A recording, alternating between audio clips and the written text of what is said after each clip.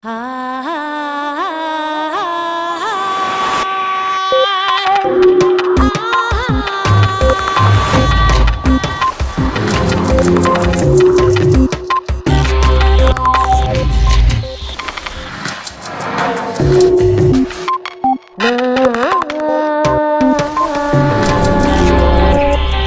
regeneración cerebral es complicada. Las células no solo tienen que sobrevivir, también deben conectarse con el resto del cerebro. Sebastián Seung. El neurocientífico Sebastián Seung afronta un reto titánico: desentrañar el patrón de conexiones que hay entre los 100.000 millones de neuronas de nuestro cerebro. Es el llamado conectoma humano, y en él podrían residir aspectos de nuestra mente que todavía no logramos comprender, tales como el lugar donde residen los recuerdos. En este capítulo de Redes, Seung explica a Eduard Punset los detalles de su investigación y cómo su trabajo puede contribuir a entender mejor el cerebro y a combatir ciertas enfermedades mentales.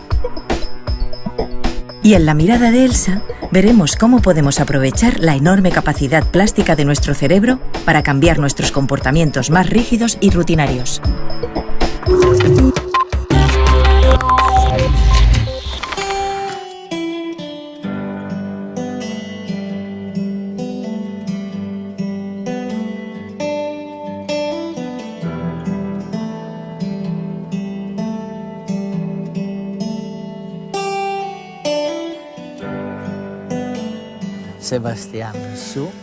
Sebastián Seung.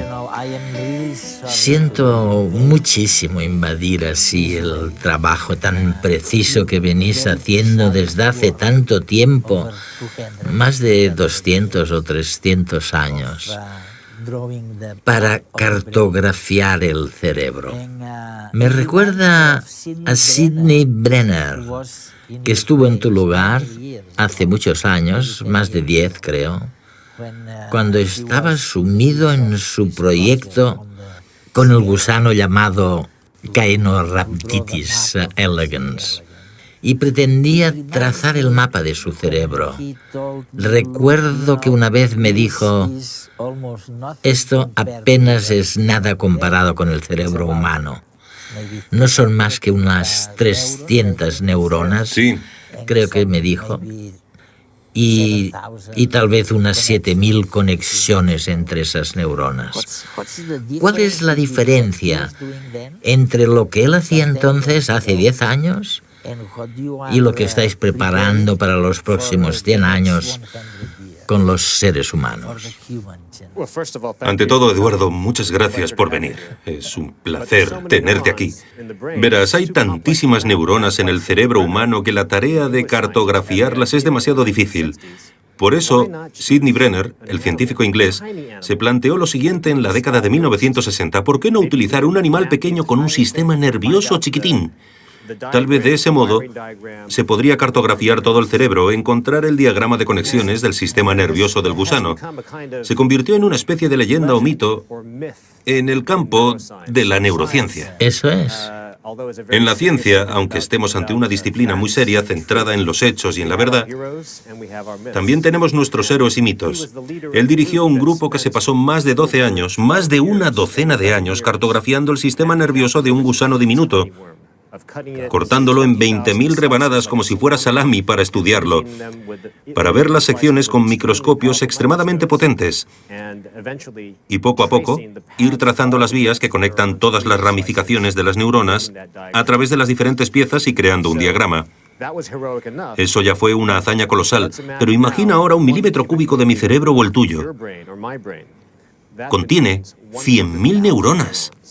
100.000. Y 1.000 millones de conexiones.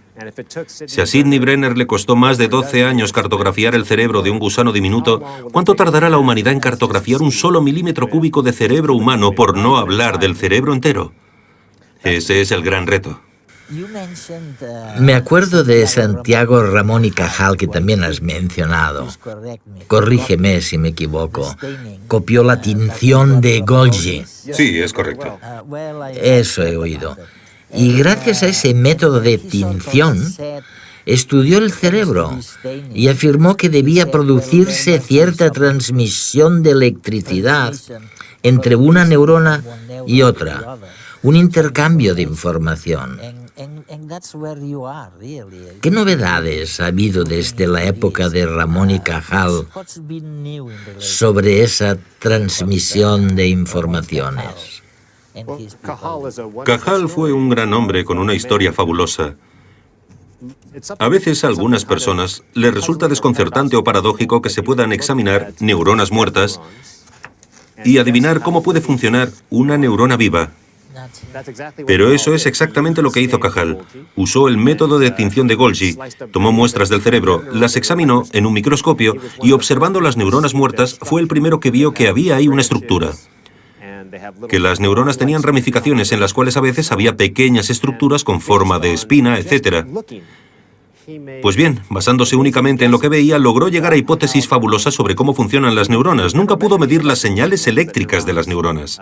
Eso es. Pero sí adivinó en qué dirección viajan las señales dentro de las neuronas y también que se comunicaban entre sí a través de sinapsis, etc.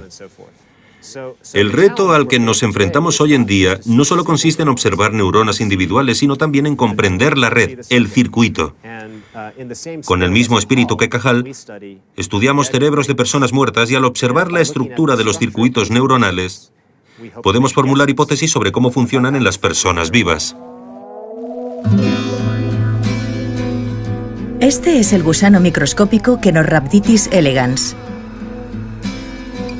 Su cerebro está compuesto por solo 300 neuronas y un total de 7.000 conexiones. Pese a ello, hemos tardado varias décadas en descifrar su conectoma. En el cerebro humano, las cifras no tienen nada que ver. 100.000 millones de neuronas y 1.000 billones de conexiones. Aún no conocemos el conectoma humano. Con los métodos empleados con el gusano, dice Sebastián Seung, se necesitaría 1 millón de años para reconstruir solo una parte de cerebro tan pequeña como la cabeza de un alfiler. Claro que la ciencia avanza cada vez más rápido, y lo que era alta tecnología en los 90 ahora ha quedado obsoleto. Las más modernas supercomputadoras ya disponen de programas de inteligencia artificial capaces de mapear las neuronas una a una, generando reconstrucciones de materia gris en 3D increíblemente detalladas. Algunos confían en que en pocos años ese milímetro cúbico de conectoma ansiado podrá ser por fin perfectamente simulado en una pantalla de ordenador. Entonces podremos entender con todo detalle cómo se conectan las neuronas entre sí y, en definitiva, entender cómo somos. Porque esos millones de kilómetros de cableado nervioso enrollados dentro de tu cráneo contienen toda la información necesaria para que tú seas tú y no seas nadie más. El conectoma es una estructura viva que cambia por dentro con la experiencia. Con lo que hacemos en nuestro día a día, crece, se expande y permite que aprendas algo nuevo a cada instante. Tú siempre eres tú, pero al mismo tiempo nunca eres igual. Si logramos descifrar los mecanismos que rigen este sistema, podremos entender qué es lo que nos hace distintos unos a otros y, sobre todo, descifrar lo que se esconde tras enfermedades como el autismo, la esquizofrenia y otros desórdenes mentales. Antes de que acabe el siglo XXI, podríamos disponer de un modelo completo de conectoma humano simulado por ordenador. A partir de aquí, las posibilidades resultan casi ciencia ficción. ¿Podremos manipular lo que pensamos, lo que sentimos o lo que recordamos? ¿Podremos transferir nuestra propia mente a un ordenador? ¿No supondría eso el fin de lo que conocemos como la muerte? Afirmas en tu libro Conectoma que al estudiar la conexión entre las neuronas hay que ir con ojo, porque la manera en la que es tu conectoma puede cambiar.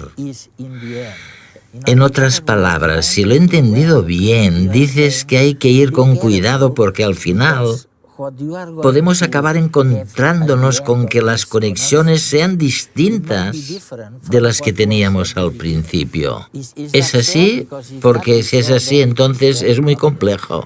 Sí, efectivamente es un reto y un gran motivo para estudiar los conectomas. Eso es. Cuando estudiamos el cerebro, a veces medimos las señales que las neuronas envían entre sí dentro de la red. Pero las señales cambian todo el rato. Si estás alegre o triste o si juegas al tenis, Todo dependerá de diferentes pautas de señales eléctricas que tienen lugar en el cerebro. Pero a la vez el cerebro tiene una estructura material. Cuenta con neuronas y con ramificaciones de neuronas que son como cables. Y esta estructura material es constante. No cambia a corto plazo, aunque a largo plazo sí que puede verse modificada. Sí que cambia. Se trata de una característica muy interesante del cerebro, puesto que creemos que los circuitos o las conexiones entre neuronas cambian con el tiempo, a diferencia de un aparato electrónico. En una radio, los cables se quedarán igual y las conexiones tampoco cambiarán. Sin embargo, el cerebro es una red que se modifica a sí misma. Pero he aquí el reto. Queremos entender qué es lo que cambia en el cerebro al aprender algo nuevo. Sebastián, hay una pregunta que me fascina.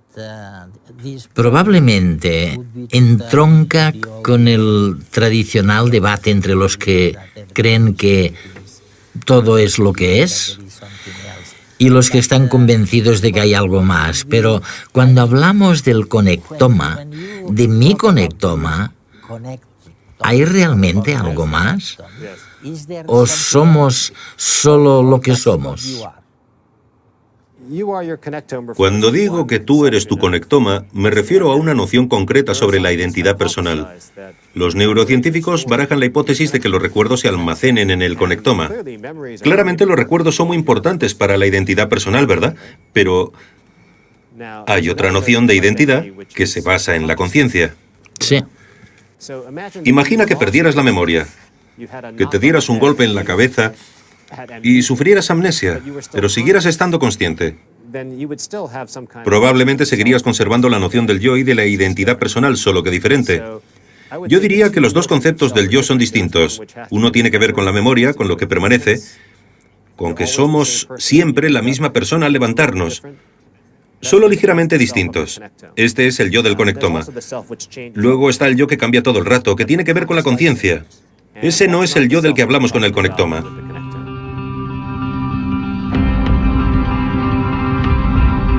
Me comenta Sebastián Sung que entre los neurocientíficos se baraja la hipótesis de que los recuerdos se almacenan en el patrón de conexiones del cerebro.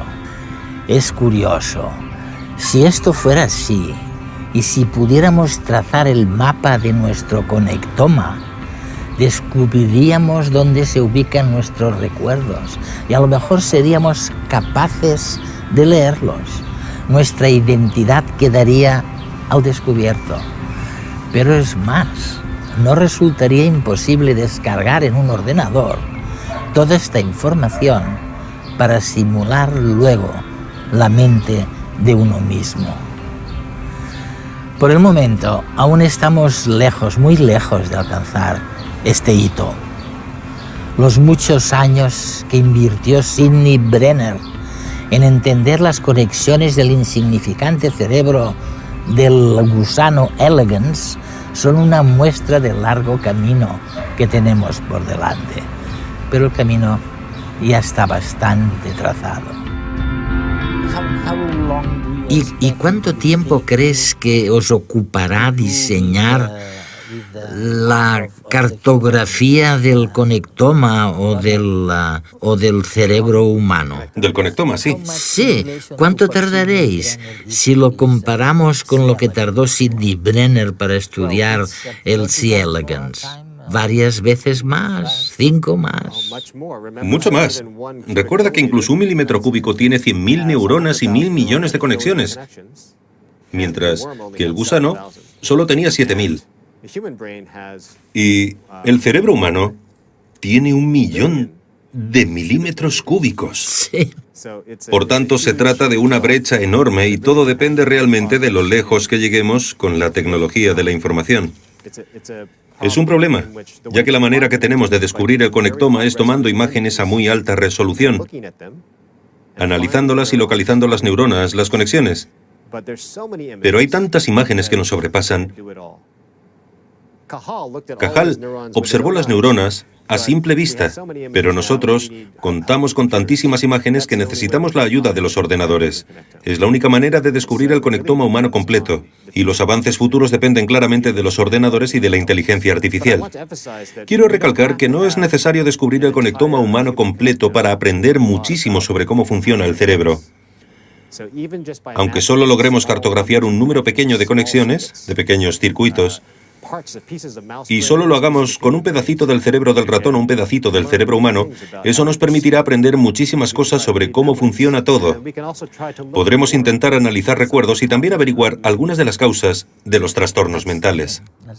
Es verdad, sin duda. Sabes, esto me recuerda que también he hablado con algunos científicos que han dedicado años de su vida y de su investigación a intentar descubrir qué fue realmente lo que nos permitió pasar de organismos sencillos, como decirlo, organismos unicelulares, a organismos complejos, pluricelulares, como nosotros. No se ha encontrado un descubrimiento biológico sustancial que explique el salto de uno a otro. ¿Pasa algo parecido con el cerebro? Mira, aquí hay dos cosas que quisiera comentar. Por un lado, a veces mis amigos me preguntan ¿por qué hay tanto interés en la neurociencia? Yo diría que es porque la neurociencia aúna las dos motivaciones que llevan a la gente a estudiar ciencia. La primera es la curiosidad. Hay muchas cosas como la conciencia y la memoria que despiertan la curiosidad de todo el mundo. Pero el segundo motivo radica en los beneficios prácticos. Muchos padecen trastornos mentales. Y la promesa de la neurociencia es que cuanto más entendamos el cerebro, mejores tratamientos tendremos para las enfermedades mentales. Así que se junta la parte más práctica con la derivada de una curiosidad fundamental. Muchos campos científicos ofrecen solo una de las dos cosas, pero la neurociencia las cubre ambas. Dicho esto, ¿lo lograremos? Bueno, de nuevo tengo dos cosas que decir aquí. La primera es que el público general a menudo sobreestima lo lejos a lo que han llegado los neurocientíficos. Cuando me preguntan cómo funciona el cerebro y les digo, sabemos esto y aquello, muchas veces se sienten desencantados. Lo veo en sus ojos. ¿Cómo es posible que este tipo sea profesor de neurociencia si es incapaz de responder ni a una pregunta? A menudo se decepcionan porque sabemos mucho menos de lo que cree la gente. Es lo primero que quería decir, aunque suene un poco pesimista. Y es que es comprensible, el cerebro es muy complicado, no se puede esperar un éxito inmediato.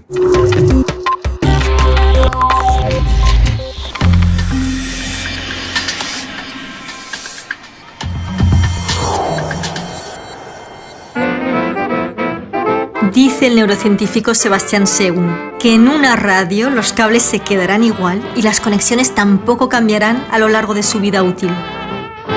Sin embargo, el cerebro es una red que se modifica a sí misma. Esta característica extraordinaria del cerebro es lo que llamamos plasticidad cerebral.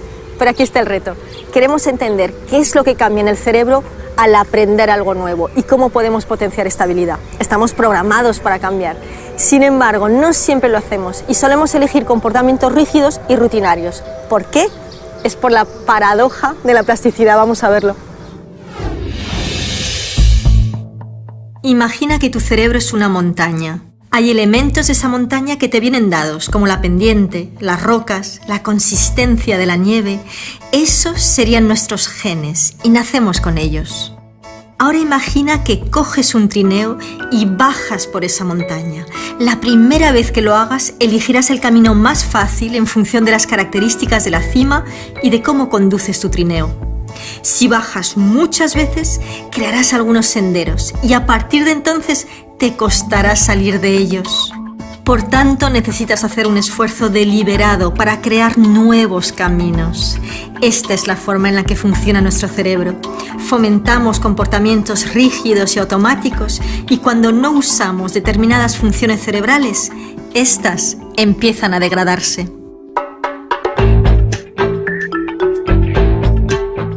Si estamos programados para cambiar, ¿por qué nos cuesta tanto? El cambio mental requiere esfuerzo, exactamente en la misma medida que el cambio físico. Lo que pasa es que si bien podemos medir lo que queremos cambiar físicamente, un vientre más plano, el volumen de un músculo o más resistencia cuando corremos, los cambios mentales son mucho más sutiles. ¿Quién usted que cambie de vida? No sé, muchas decisiones que he tomado que no son correctas, decisiones de negocios, decisiones con la familia. La situación en la que estoy en el paro. Sobre todo el estado actual, que estoy en paro. Pues me gustaría tener más tiempo libre para mí. Pues dedicarme a otra cosa que no fuera funcionariado. ¿Qué circunstancias nos llevan a cambiar, es decir, a activar nuestro potencial plástico de nuevo? Pues, por ejemplo, colaborar con otra persona. Está demostrado que somos más receptivos al aprendizaje cuando somos colaborativos. De hecho, las personas que se comprometen en relaciones amorosas maduras perciben ese proceso de apertura al otro. Enamorarse invita a aprender y a cambiar, y se ha demostrado que es un tiempo muy fértil desde el punto de vista plástico. Otro elemento a tener en cuenta es el sueño. ¿Sabías que el cerebro consolida los nuevos hábitos mientras dormimos? Es por eso que habrás notado que dormir unas horas antes de un examen te ayuda a consolidar lo que has aprendido. ¿Y qué más podemos hacer? Es difícil cambiar en el mismo entorno en el que se generaron nuestros comportamientos y emociones anteriores. Cambiar es mucho menos complicado si cambiamos de entorno o si cambiamos algunas características de este entorno. Por ejemplo, los amigos, las aficiones, el trabajo, la casa en la que vivimos, el barrio, nuestras rutinas.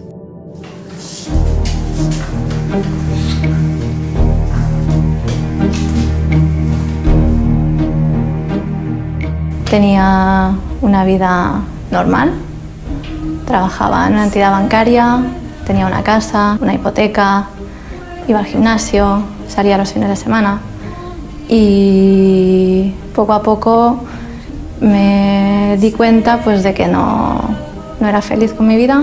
Yo antes era una persona bastante cerrada a mí mismo, me encerraba 3-4 días y no salía de ahí, no hablaba con amigos. Intentaba pensar yo solo, intentar salir yo solo de ahí, y no había manera, había veces que era muy duro, la verdad. Llegó un momento en que trabajaba casi 10 horas al día, por las noches me despertaba a las 4 de la mañana con sobresaltos porque se me había olvidado hacer algo, e incluso taquicardias, tuve un par de ataques de ansiedad y eso fue lo que me hizo cambiar el chip, ver que eso no era vida, no era salud, que lo estaba perdiendo todo, mi pareja, mi vida social. Mi cambio de actitud vino a causa de un desahucio, parte de mi casa, del negocio familiar que teníamos. Este golpe, el desahucio, me provocó que tuviera que cambiar de ciudad, cambiar de aires, cambiar de actitud. Si quiero algo, salgo y lo busco. Soy mucho más abierto de mente que entonces. Yo cambié el estrés de trabajar en un banco y el no dormir por el poder hacer lo que más me gusta en este mundo, que es el kitesurf. Bueno, mi cambio se dio en 1999, soy de Ecuador y tenía apenas 18 años y decidí venir aquí con mi madre.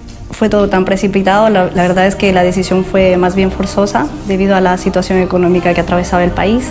Al principio fue todo muy extraño, acogerse a una cultura diferente cuesta mucho, porque también al principio, al ser un sin papeles, estás como más limitado, no entiendes por qué estás en esa situación. Bueno, mis experiencias de trabajo al principio fueron de hacer de trabajos de limpieza en casas y algo que jamás me hubiese imaginado en mi país que lo iba a hacer, lo tuve que hacer aquí, pero me tuve que acoplar a ello, no me avergüenzo ni mucho menos, o sea, es un trabajo que a mí me ha servido de experiencia.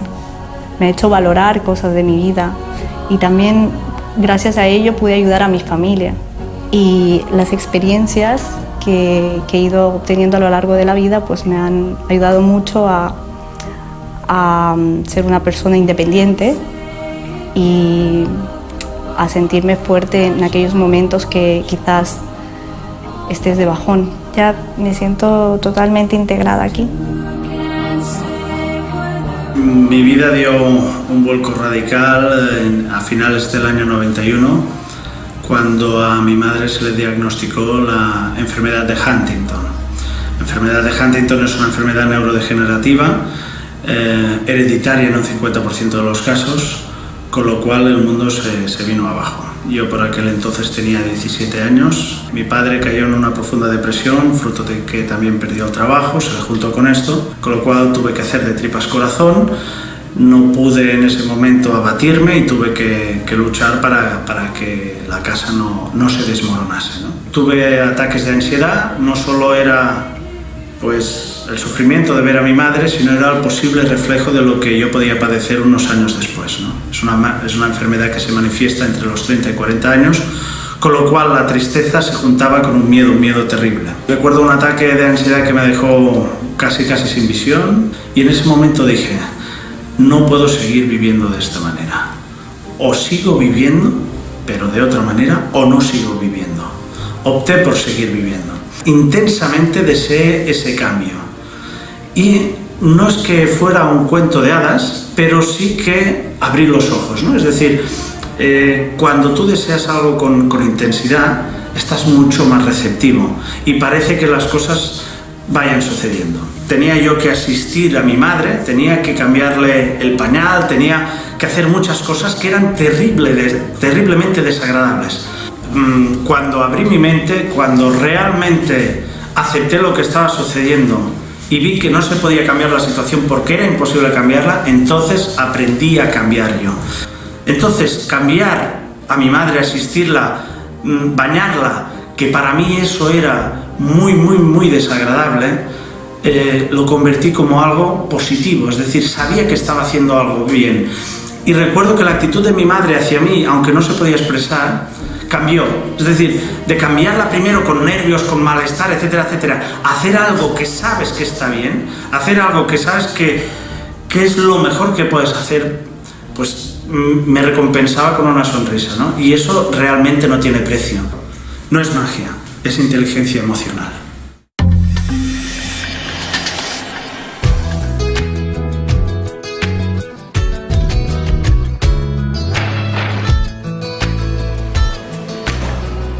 Tengo una pregunta. ¿Todos los animales tienen cerebro?